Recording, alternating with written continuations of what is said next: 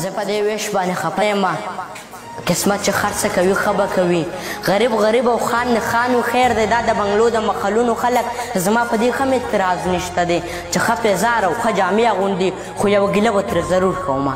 د اسماعیل قرباني دا خو نه وه چې د اختر په ورځ به ښه موږه وي ته د اختر د قربانو دپاره د غټ اختر د قربانو دپاره ته په 8000 څاروي اخلي زه ولې نه خرڅه په کوڅه کې ولاړ هلته په لاس د غوښې تمه لرم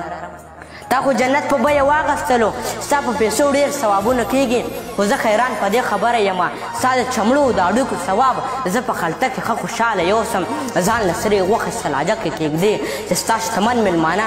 تا ته راځي هغې له غوښې کبابونه کېږدي زه په چمړو باندې میل لیونې په ټوله لاره بیا دا سوچ کوم چې واړه وروڼه به مې غوښې وخوري خو هغه غوښې خلک سپو ته اچوي او هغه اډوکې خلک پیشو ته اچوي سرمنه ورکړي د جومات په نامه